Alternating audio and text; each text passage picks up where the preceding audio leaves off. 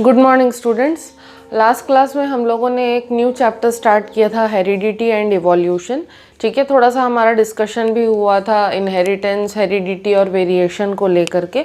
तो आज वहीं से हम लोग आगे स्टार्ट करते हैं। ठीक है, अब लास्ट क्लास में मैंने आप लोगों को याद होगा बताया था कि father of genetics Gregor Johan Mendel को हम लोग कहते हैं। ठीक है, तो जब हम लोग हेरिडिटी के बारे में बात कर रहे हैं तो हम लोगों को ग्रेगर जोहान मेंडल और उनके एक्सपेरिमेंट्स के बारे में बात करना बहुत ज़रूरी हो जाता है, बिकॉज ग्रेगर जोहान मेंडल ने जो एक्सपेरिमेंट्स किए थे उन्हीं के बेसिस पे जो है आज के जो जेनेटिक्स के रूल्स एंड रेगुलेशंस हैं या जेनेटिक्स के जो प्रिंसिपल्स हैं बेसिकली वो जो है ग्रेगर जोहान मेंडल ने ही बनाए थे। मतलब उनके एक्सपेरिमेंट्स की वजह से ही ये सारा सब कुछ पॉसिबल हुआ।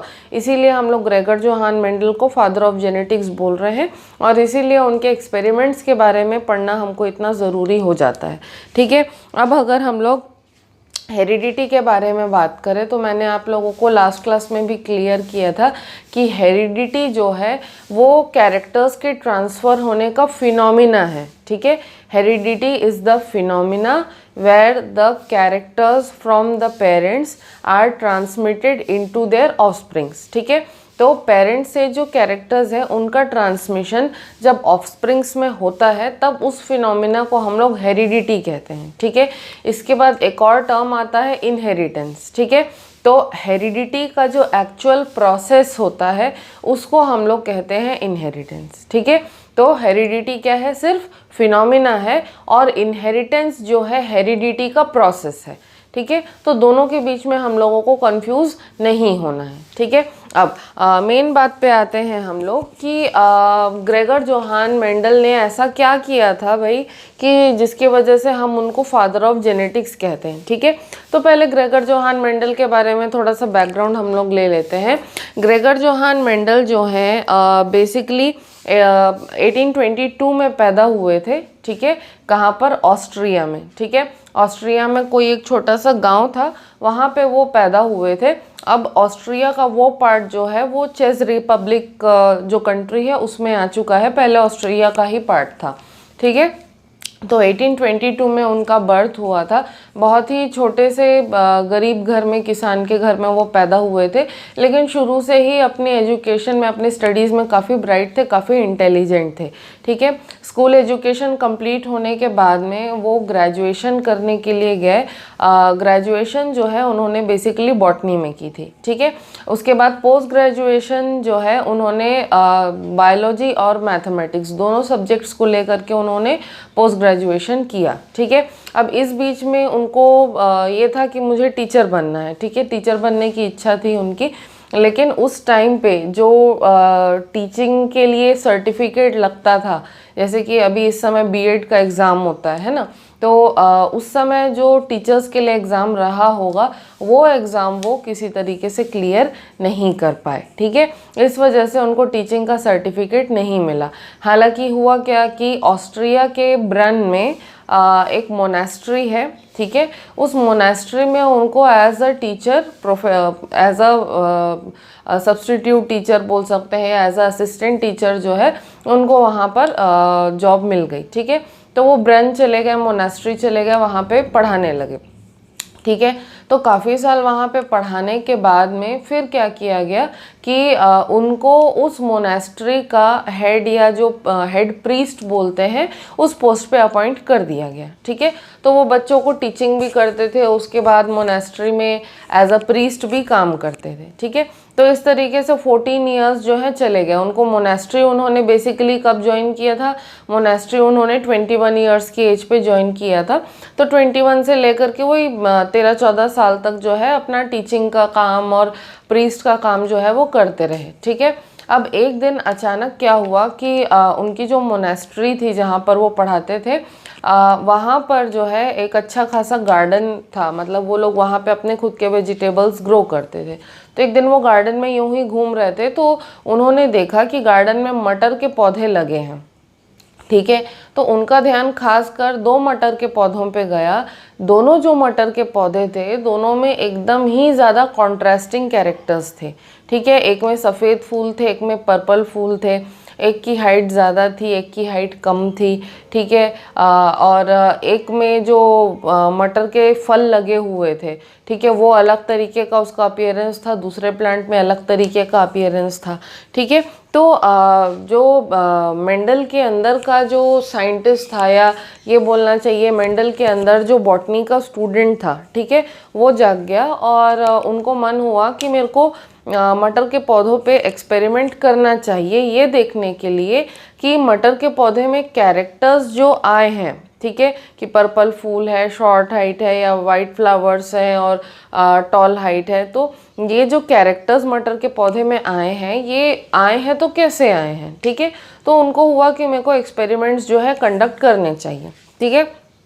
अब मेंडल ने बहुत सारे एक्सपेरिमेंट्स जो है काफ़ी सालों तक कंडक्ट किए। मेंडल का जो पूरा एक्सपेरिमेंटेशन का फेज़ था वो कम से कम 7 से 8 सालों तक उन्होंने सिर्फ मटर के पौधे पे एक्सक्लूसिवली उन्होंने एक्सपेरिमेंट्स कंडक्ट किए, रिसर्च किया, ठीक है। तो उनको काफ़ी सारे अच्छे रिजल्ट्स मिले, पॉजिटिव रिजल्ट्स मिले, और उसके बेसिस पे उन्होंने एक रिसर्च पेपर जो है वो पब्लिश किया, ठीक है। अब ये रिसर्च पेपर जो है उन्होंने वहाँ का जो लोकल बॉडी रहा होगा या लोकल मैगज़ीन, साइंटिफिक मैगज़ीन रहा होगा, उसमें उन्होंने पब्लिश कराया। तो वर्क जो है उनका एक्सक्लूसिव था और बहुत अच्छा था, लेकिन क्योंकि उन्होंने वहाँ के लोकल मैगज़ीन में जो है अपने वर्क को पब्लिश कराया था, तो उनके वर्क को उतना ज़्यादा रिकॉग्निशन नहीं मिल पाया, ठीक है। साथ ही वो दूसरे प्लांट्स के साथ सेम एक्सपेरिमेंट्स कंडक्ट करने गए तो उनकी उतनी सक्सेस नहीं मिल पाई, ठीक है। तो इस वजह से वो और थोड़ा डिमोरलाइज हो गए, फिर उनका काम जो है वो आया गया इधर उधर हो गया, ठीक है। इसी बीच में 1884 में मेंडल की डेथ भी हो गई, ठीक है। अब मेंडल की डेथ होने के कई साल बाद 1900 में, ठीक है, 1900 में क्या हुआ कि 3 साइंटिस्ट थे, ठीक है, 3 साइंटिस्ट थे, तीनों का नाम था एक जो थे ह्यूगो डी व्रीस, ठीक है, 3 साइंटिस्ट थे, ह्यूगो डी व्रीस, ठीक है, फिर एक थे कॉरेंस और तीसरे थे शर्मैक, ठीक है। तो ह्यूगो डी व्रीस, कॉरेंस और शर्मैक, ये जो 3 साइंटिस्ट थे, इनको अचानक से किसी तरीके से मेंडल के वर्क का पता चला, ठीक है। तो उन्होंने कहा कि भाई मेंडल के रिजल्ट्स तो बहुत अच्छे आए थे, तो हम लोग मेंडल का जो एक्सपेरिमेंट है, ठीक है, उसको हम लोग पूरा रेप्लिकेट करते हैं। तो ये तीनों जो हैं इन्होंने मेंडल के जितने भी एक्सपेरिमेंट्स थे, क्योंकि मेंडल ने सबका डिटेल्ड अकाउंट बनाया था, ठीक है, तो इन तीनों ने मेंडल के वर्क को रेप्लिकेट किया और मोस्ट सरप्राइजिंगली इनको भी वही सेम रिजल्ट्स मिले जो मेंडल को मिले थे, ठीक है।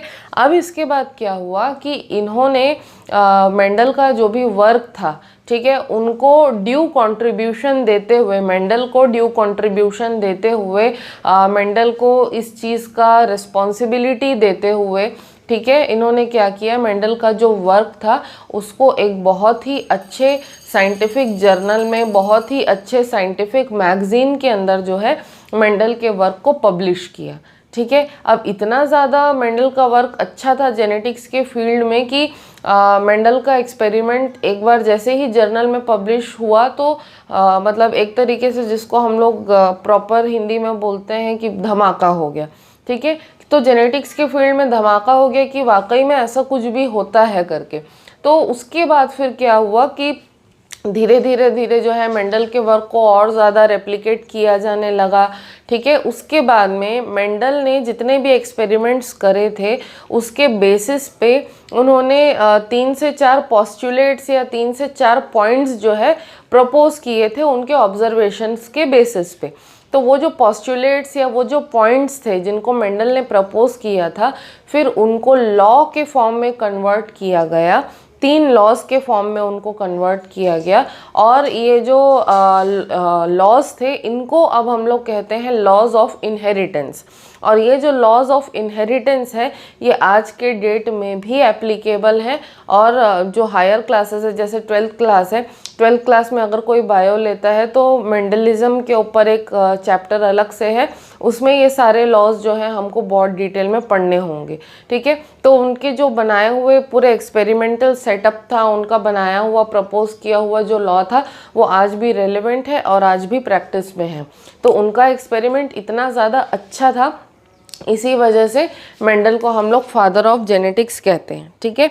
अब ये तो मैंने आप लोगों को बैकग्राउंड दिया, ठीक है। अब मेंडल के एक्सपेरिमेंटल मेथड्स या मेंडल के वर्क के बारे में हम लोग एक्चुअली बात करते हैं कि मेंडल ने क्या किया और कैसे किया, ठीक है। सबसे पहले तो बात आती है कि मेंडल जो है उन्होंने पी के प्लांट को, मटर के प्लांट को ही क्यों सेलेक्ट किया। उसका रीज़न ये है कि क्योंकि सबसे पहले उनको वेरिएशंस जो है, कैरेक्टर्स में डिफरेंसेस जो है वो सबसे पहले तो मटर के पौधे में ही दिखे, ठीक है। दूसरी बात, मटर का पौधा जो है वो एक एनुअल प्लांट है, ठीक है, एनुअल प्लांट है और उसकी टोटल लाइफ साइकिल जो है ज़्यादा से ज़्यादा 3 से 4 महीने की है, ठीक है। तो जो भी एक्सपेरिमेंट मेंडल को करना था उसका रिजल्ट जो है 3-4 महीने में उनको मिल जाता, ठीक है। तो एक्सपेरिमेंट कंप्लीट करने में ज़्यादा टाइम नहीं लगेगा इसलिए, ठीक है। उसके अलावा मटर का जो पौधा था उसके फ्लावर्स का साइज़ जो है वो बड़ा था, तो कोई भी एक्सपेरिमेंट फ्लावर के ऊपर करना, कोई भी ऑब्जर्वेशन उसमें से गेन करना, वो जो है मेंडल के लिए इजी हो जाता, इसलिए भी उन्होंने सेलेक्ट किया, ठीक है। और जो मटर के पौधे हैं, ठीक है, उसमें बेसिकली फ्लावर्स के अंदर सेल्फ पॉलिनेशन होता है।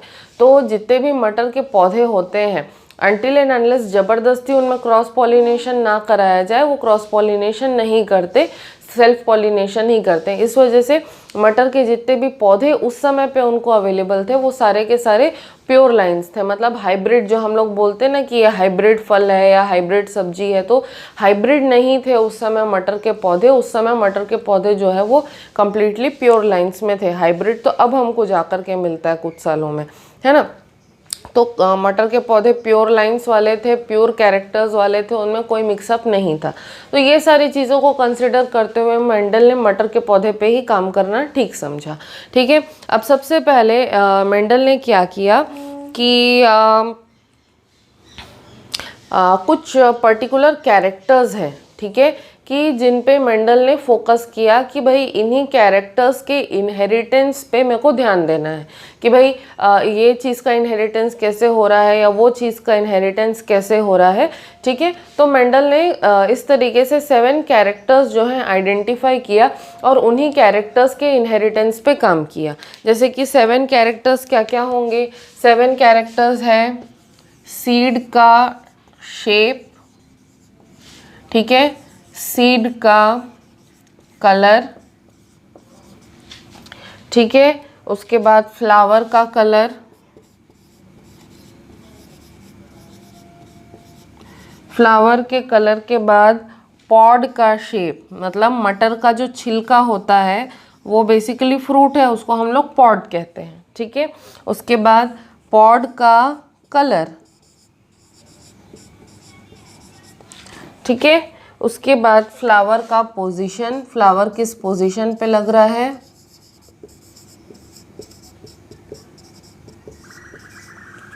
ठीक है। और लास्टली स्टेम की हाइट,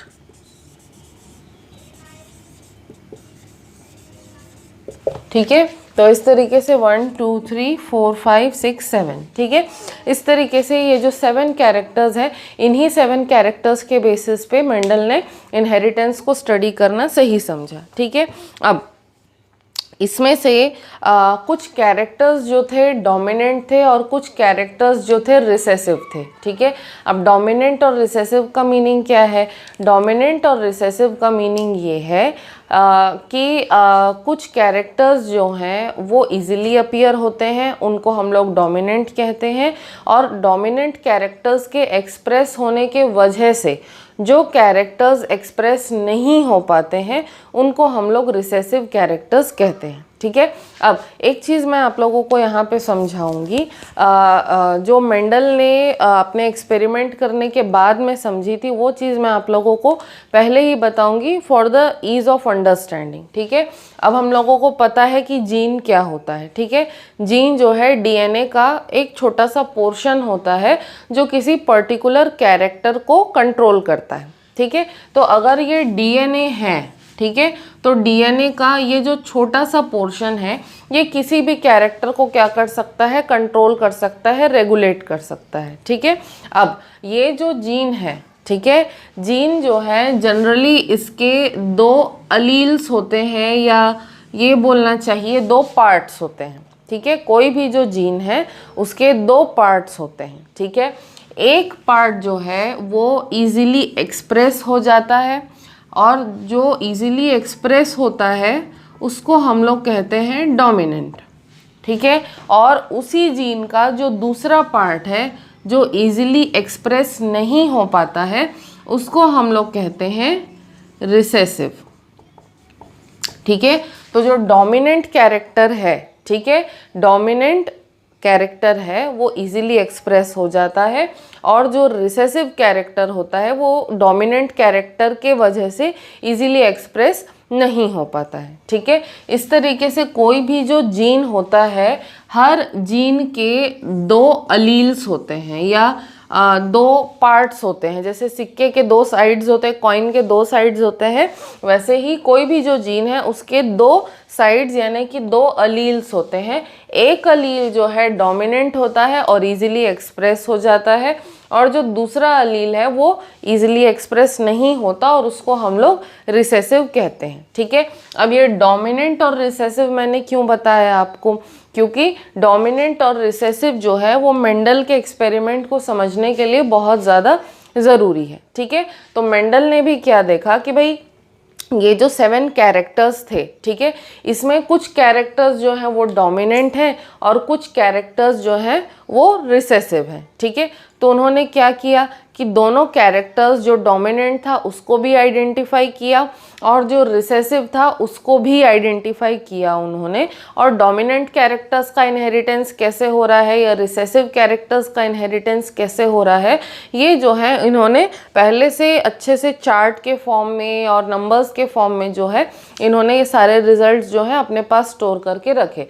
तो पहले उन्होंने क्या कर लिया कि ये जो जितने भी कैरेक्टर्स हैं 7 कैरेक्टर्स, हर कैरेक्टर का डोमिनेंट पार्ट भी होगा और रिसेसिव पार्ट भी होगा। जैसे सीड का शेप है, इसका भी एक डोमिनेंट अलील होगा और इसका एक रिसेसिव अलील भी होगा। तो इस तरीके से उन्होंने क्या किया कि डोमिनेंट और रिसेसिव जो कैरेक्टर्स हैं या डोमिनेंट और रिसेसिव अलील्स हैं उनको पहले से उन्होंने आइडेंटिफाई कर लिया, ठीक है। तो मैं यहाँ पर लिख देती हूँ कि कौन सा डोमिनेंट है और कौन सा रिसेसिव है। इस साइड पे मैं लिखूँगी डोमिनेंट अलील्स के बारे में और इस साइड पे लिखूँगी रिसेसिव के बारे में, ठीक है। जैसे सीड के शेप के बारे में बात करें तो डोमिनेंट होगा राउंड और रिसेसिव होगा रिंकल्ड, यानी कि मुरझाया हुआ जो शेप होता है वो, ठीक है। फिर सीड कलर के बारे में डोमिनेंट है येलो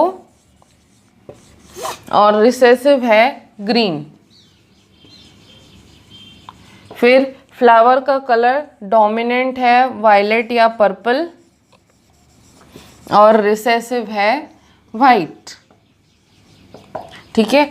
पॉड का शेप जो है डोमिनेंट है फुल यानी कि फुला हुआ और रिसेसिव है कंस्ट्रिक्टेड यानी कि चिपका हुआ या सिकुड़ा हुआ, ठीक है। फिर पॉड के कलर के बारे में बोलते हैं अगर, तो डोमिनेंट है ग्रीन और रिसेसिव है येलो। फ्लावर का पोजीशन डोमिनेंट है एक्सियल यानी कि स्टेम के टिप पे और रिसेसिव है एक्सियल यानी कि स्टेम के बीच में और रिसेसिव है टर्मिनल यानी कि स्टेम के एंड पे, ठीक है। फाइनली स्टेम की हाइट पे आते हैं। डोमिनेंट है टॉल और रिसेसिव है ड्वार्फ, ठीक है। इस तरीके से ये 7 कैरेक्टर्स हैं और सातों कैरेक्टर्स के डोमिनेंट अलील भी मैंने लिखे हैं और सातों कैरेक्टर्स के रिसेसिव अलील भी जो है मैंने यहाँ पर मेंशन किए हैं, ठीक है। तो मेंडल ने पहले सारे कैरेक्टर्स को आइडेंटिफाई कर लिया, ठीक है। आइडेंटिफाई करने के बाद में उन्होंने अपने जो एक्सपेरिमेंट्स हैं उनको कंडक्ट करना स्टार्ट किया और उन्होंने जो भी एक्सपेरिमेंट्स किए उसके सक्सेस का सबसे बड़ा रीज़न ये है कि रिजल्ट्स को कैलकुलेट करने के टाइम पे उन्होंने पूरी तरीके से मैथमेटिकल अप्रोच लगाया और प्रोबेबिलिटी का जो प्रिंसिपल है उसको अप्लाई करके उन्होंने जो है जो भी रिजल्ट्स डिराइव किए थे, ठीक है। तो इस वजह से एक्सपेरिमेंट उन्होंने बायोलॉजिकल अप्रोच से किया लेकिन रिजल्ट्स का कैलकुलेशन जो है मैथमेटिकल अप्रोच से किया, इस वजह से उनका एक्सपेरिमेंट जो है इतना ज़्यादा सक्सेसफुल हुआ, ठीक है। अब बेसिकली उन्होंने अपने एक्सपेरिमेंट में किया क्या, ठीक है। बेसिकली अपने एक्सपेरिमेंट के अंदर उन्होंने कैरेक्टर्स का इनहेरिटेंस कैसे हो रहा था उसको चेक किया, ठीक है। तो सबसे पहले उन्होंने कोई एक सिंगल कैरेक्टर के इनहेरिटेंस को लेकर के बात करी, ठीक है। तो एक कैरेक्टर को हम लोग ले लेते हैं, मान के चलते हैं कि उन्होंने फ्लावर के कलर को लेकर के एक्सपेरिमेंट किया होगा, ठीक है। तो जो फ्लावर का कलर था, या चलो फ्लावर का कलर छोड़ो, हम लोग सबसे इजी है, हम लोग हाइट के बारे में बात करते हैं, ठीक है। तो जो स्टेम की हाइट थी, ठीक है, स्टेम की हाइट का जो कैरेक्टर था उसको लेकर के उन्होंने काम किया। तो डोमिनेंट क्या था, टॉल, और रिसेसिव क्या था, ड्वार्फ, ठीक है। इस कैरेक्टर को लेके उन्होंने सबसे पहले एक्सपेरिमेंट किया, ठीक है। तो उन्होंने कैसे किया एक्चुअली काम कि 2 प्लांट्स लिए, ठीक है। एक प्लांट की हाइट टॉल थी और दूसरे प्लांट की जो हाइट थी वो ड्वार्फ थी, ठीक है। अब बेसिकली सेक्सुअल रिप्रोडक्शन का मामला है तो काम किससे पड़ेगा, काम पड़ेगा फ्लावर से, ठीक है। तो जो मैंने आप लोगों को बोला कि मटर का पौधा जो है वो जनरली सेल्फ पॉलिनेशन होता है उसमें, क्यों, क्योंकि मटर का जो फूल होता है उसमें खिलने के पहले ही पॉलिनेशन हो जाता है। मटर के फूल के खिलने के पहले ही उसके अंदर पॉलिनेशन हो जाता है, ठीक है। तो मेंडल ने क्या किया कि एक जो टॉल प्लांट है लिया और एक ड्वार्फ प्लांट लिया, ठीक है। तो मान के चलते हैं कि जो टॉल प्लांट है उसको एज अ मेल पेरेंट लिया और जो ड्वार्फ प्लांट है उसको एज अ फीमेल पेरेंट लिया, ठीक है। जो टॉल प्लांट है उसको एज अ मेल पेरेंट लिया और जो ड्वार्फ प्लांट है उसको एज अ फीमेल पेरेंट लिया, ठीक है। तो अब क्योंकि जो फ्लावर होता है मटर में वो बाइसेक्सुअल होता है, यानी कि मेल और फीमेल रिप्रोडक्टिव पार्ट्स दोनों फ्लावर के अंदर होते हैं, तो सबसे पहला एम क्या था कि सेल्फ पॉलिनेशन होने से रोकना है, ठीक है। तो उसके लिए क्या किया मेंडल ने कि जो फीमेल प्लांट था, ठीक है, उसमें सिर्फ पिस्टिल को रखा फ्लावर के अंदर और उन्होंने क्या कर लिया, एंथर जो है उसको रिमूव कर दिया, ठीक है। एंथर को रिमूव कर दिया और सिर्फ पिस्टिल रहने दिया फ्लावर के अंदर। तो इस तरीके से ये जो फ्लावर था ये क्या बन गया, फीमेल बन गया, क्योंकि मेल रिप्रोडक्टिव पार्ट को हटा दिया गया है। और सिमिलरली ये जो टॉल प्लांट था, ठीक है, इसमें क्या कर दिया उन्होंने, पिस्टिल जो है, पिस्टिल को उन्होंने रिमूव कर दिया और क्या रखा, फ्लावर के अंदर सिर्फ एंथर रखा। तो अब पिस्टिल यहाँ से निकल गया, सिर्फ एंथर था, तो फ्लावर क्या बन गया, मेल फ्लावर बन गया, ठीक है। तो एंथर को रिमूव करने का ये जो प्रोसेस था, ठीक है, इस प्रोसेस को कहते हैं इमैस्क्यूलेशन, ठीक है। इस प्रोसेस को कहते हैं emasculation. Removal of anther from the flower is known as emasculation, ठीक है। तो एंथर रिमूव कर दिया, इमैस्क्यूलेशन हो गया, ठीक है। तो अब यहाँ पे क्या हुआ कि ये जो टॉल वाला प्लांट था ये मेल पेरेंट बन गया और ये जो शॉर्ट वाला प्लांट था, ड्वार्फ प्लांट था, ये फीमेल पेरेंट बन गया, ठीक है। तो अब मेल पेरेंट भी है, फीमेल पेरेंट भी है, तो क्या किया मेंडल ने, दोनों के बीच में क्रॉस पॉलिनेशन कर दिया। कैसे कर दिया कि टॉल प्लांट का जो फ्लावर था उसको तोड़ा, उसको ड्वार्फ प्लांट के फ्लावर के पास लेके गए और उसको हल्के से झटका दिया फ्लावर को, क्योंकि पोलन ग्रेन जो है मैच्योर होने के बाद बहुत हल्का हो जाता है। ठीक है, तो जब फ्लावर को हल्का सा झटका दिया तो इसमें से, इसके एंथर में से जो पोलन ग्रेन रहे होंगे वो पोलन ग्रेन जाकर के कहाँ चले गए, जो फीमेल फ्लावर था उसके पिस्टिल के ऊपर बैठ गए। ठीक है, अब पोलन ग्रेन जब पिस्टिल के ऊपर बैठ गया तो उसके बाद फर्टिलाइजेशन हुआ होगा, फ्रूट बना, सीड्स बने। ठीक है, तो जब इस तरीके से, ये कौन सा जनरेशन था, पेरेंट्स का जनरेशन था। ठीक है, तो जब दोनों पेरेंट्स के बीच में क्रॉस पॉलिनेशन हुआ, फर्टिलाइजेशन हुआ, फिर नए फल बने, नए सीड्स बने, तो इनके क्रॉस होने के बाद में जो नया प्लांट बना, ठीक है, इस प्लांट को या इस जनरेशन के प्लांट्स को हम लोगों ने क्या कहा, F1 जनरेशन कहा। मेंडल ने इसको F1 जनरेशन कहा। ठीक है, अब F का फुल फॉर्म क्या है, F का फुल फॉर्म है फीलियल। फीलियल का मीनिंग होता है डॉटर जनरेशन। ठीक है, तो F1 जनरेशन यानी कि फीलियल 1 जनरेशन यानी कि फर्स्ट डॉटर जनरेशन। तो दोनों पेरेंट्स थे, पेरेंट्स के बीच में क्या हुआ, क्रॉस हुआ, फर्टिलाइजेशन हुआ। एज अ रिजल्ट जितने भी मटर के नए दाने मिले होंगे, ठीक है, दोनों पेरेंट्स के बीच में फर्टिलाइजेशन होने के बाद फ्रूट बना होगा, फ्रूट में मटर के सीड्स आए होंगे। तो जितने भी सीड्स आए थे, ठीक है, उनको हम लोग क्या कहेंगे, F1 जनरेशन कहेंगे। ठीक है, अब फिर उन्होंने क्या किया कि F1 जनरेशन जब उनको मिल गया, ठीक है, ये वाले मटर के दाने उनको मिल गए, तो F1 जनरेशन में जितने भी दाने उनको मिले, उन्होंने क्या किया, तुरंत उसको क्या कर दिया, नेक्स्ट सीज़न के अंदर, नेक्स्ट सीज़न में उन्होंने क्या किया कि F1 जनरेशन में जितने भी मटर के दाने उनको मिले थे, सारे के सारे वापस मिट्टी में लगा दिए।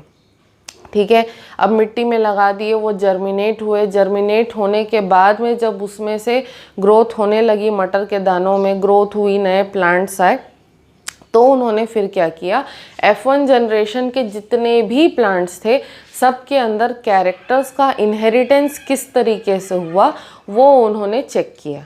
ठीक है, तो F1 जनरेशन के जितने भी प्लांट्स उनको मिले, उनके सारे कैरेक्टर्स को स्टडी किया और उसको नोट करके रखा। ठीक है, अब आगे के एक्सपेरिमेंट में क्या किया उन्होंने कि F1 जनरेशन के जो प्लांट्स थे, ठीक है, F1 जनरेशन के प्लांट्स को उन्होंने लिया और आगे उसमें फिर से उन्होंने अपना हाइब्रिडाइजेशन का जो एक्सपेरिमेंट है उसको स्टार्ट किया।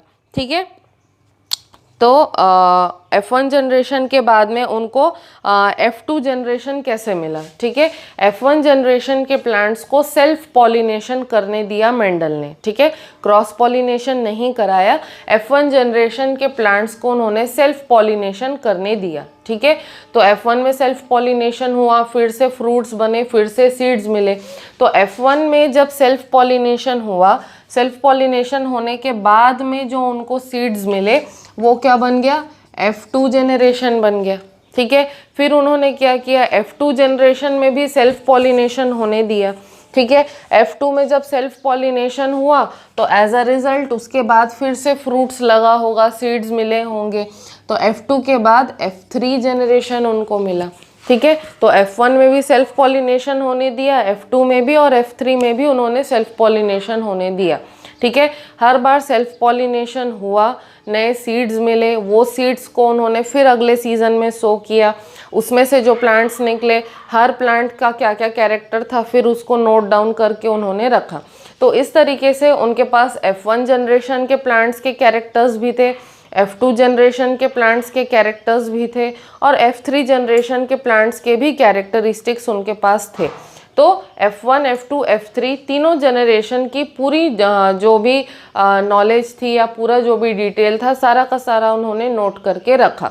ठीक है, तो अब कुछ ऑब्जर्वेशंस जो हैं उन्होंने अपने एक्सपेरिमेंट्स में किए, वो ये था कि F1 जनरेशन जो था, F1 जनरेशन में जो कैरेक्टर्स का इनहेरिटेंस था उसमें उन्होंने ये पैटर्न देखा कि F1 जनरेशन के जो प्लांट्स थे उसमें सिर्फ जो टॉल कैरेक्टर था वो एक्सप्रेस हुआ।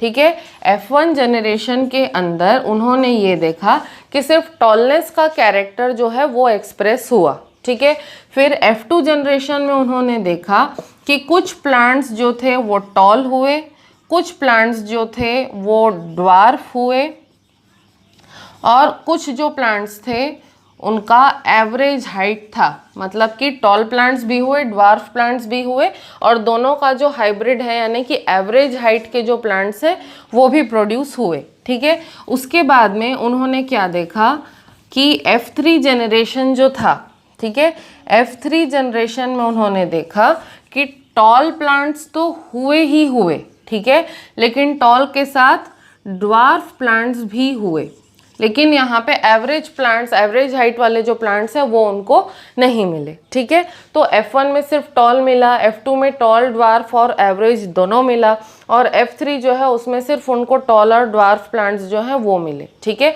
तो इस बेसिस पे उन्होंने ये डिसाइड किया, उन्होंने ये हाइपोथेसिस बनाया कि F1 जनरेशन में जो कैरेक्टर एक्सप्रेस होता है उस कैरेक्टर को हम लोग कहते हैं डोमिनेंट।